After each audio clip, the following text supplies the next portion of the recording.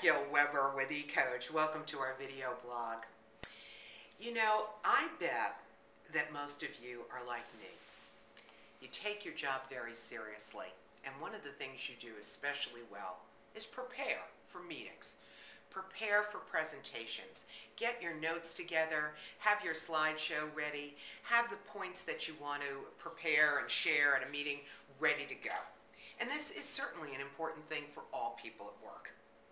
But one of the challenges, one of the real challenges, is that when you're actually in a meeting about to share results, or perhaps you've shared, is to react to new information as it comes in. Perhaps somebody makes a comment that makes you see something in a new way. Or perhaps somebody objects to something you said, and you realize that maybe the original points you made, although important to share, maybe aren't ready to be shared right now. Or maybe this is a unique opportunity where you can go in a different direction based on something you've heard. And that's the challenge, to be flexible. I want to share with you one of my favorite stories. It's a story about getting a piece of business at an insurance company in Pennsylvania. I was asked to come in because the company was struggling with its quality initiative. The CIO and his direct reports were working very hard to make quality work in the multi-thousand person company. But it just wasn't catching on. It just wasn't working. So they asked me to come in, do some research, and share with them how, in fact, they could improve their quality initiative. I spent some time there, and fast forward, we're now in the meeting, which I've prepared for, sharing the results of the analysis that I did.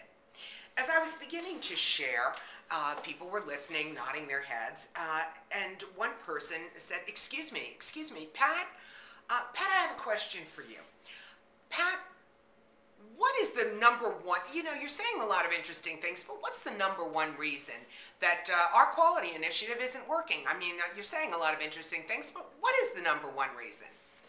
And I knew in that moment that I had a fabulous opportunity to really make a difference in this company if I had the courage and the flexibility to say what I knew was the answer to that question.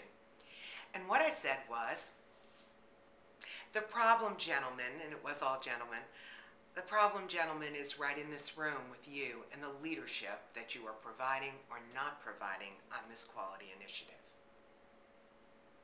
There was silence. Finally, Jim, who had asked this question, piped up with the following comment. Pat, can I ask you another question? Do you make any money? Everyone completely cracked up. It was a moment of breakthrough and a connection. Because I was able to be flexible in that situation, which I don't always do, but try every time I can.